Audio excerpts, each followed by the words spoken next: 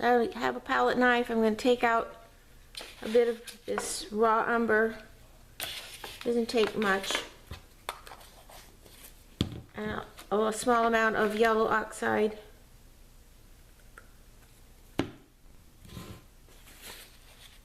I'm not going to mix them together, and I'll show you why.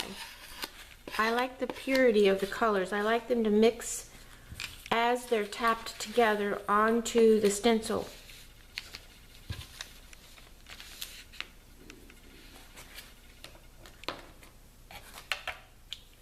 Stenciling is actually a dry type of application where you do not want the paint to be globby. You want it to be barely in the bristles and actually almost like a dry painting, like you're tapping powder into these openings. So I don't need to put any water on anything. I want the paint to stay rather thick. This paint has a good viscosity for stenciling because it is a little bit on the thick side. So I'm going to tap into the yellow,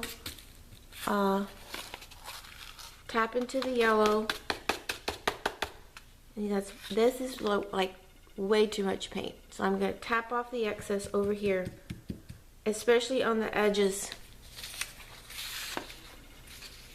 On the edges, it kind of collects on the edges and makes glops, and I don't like that. So get out the excess.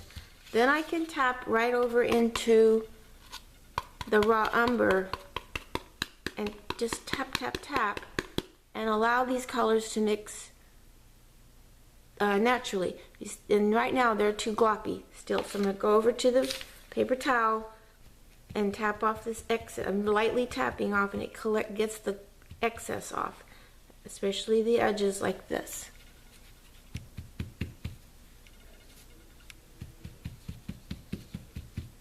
It almost feels like you're taking all the paint off, but you're not. It's getting it down into the bristles. Do you see how it's getting into the bristles?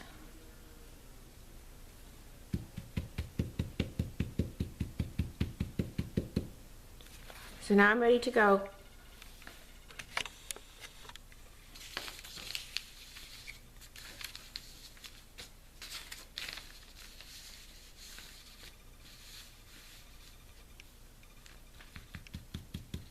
It's a pouncing action. You are pouncing the brush straight up and down, keeping the bristles flat. The brush is aimed flat.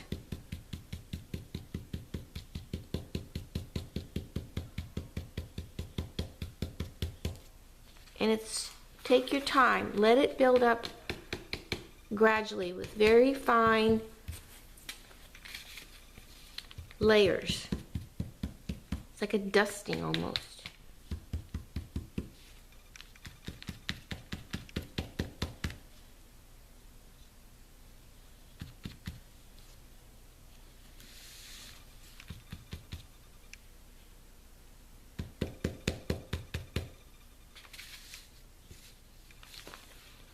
Let's see if I can. Where is it?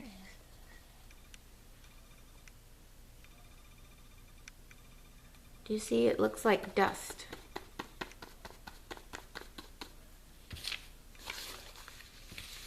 But ideally, I like to keep applying it until the area, the opening that I'm painting is the paint is evenly distributed.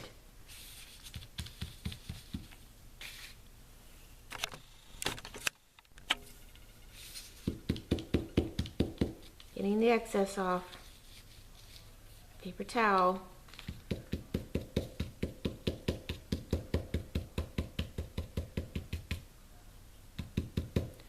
I'd like a little more gold tones in here, so I'm going to pick up a little more of this gold.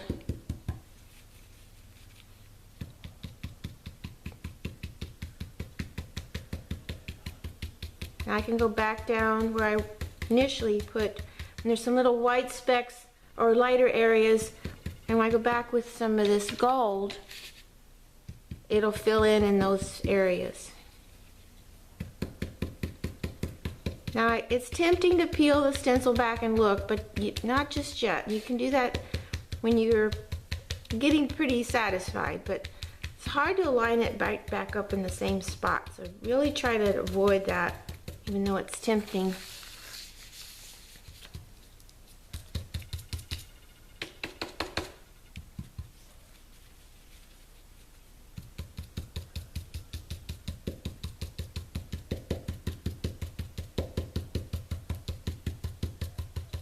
Also, the fabric starts to absorb the paint better because it's now got a little wetness.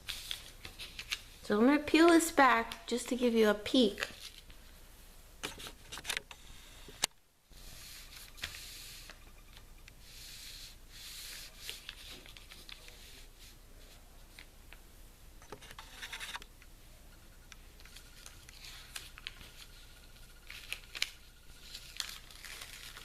You see how beautiful the effects are? It's rather ethereal almost, and it changes from some dark areas to some light areas. And I like that effect. It also makes me think of how wood might have various tones. Not just one flat brown tone, it has variations. So I'm quite pleased with what I see. I might just stop.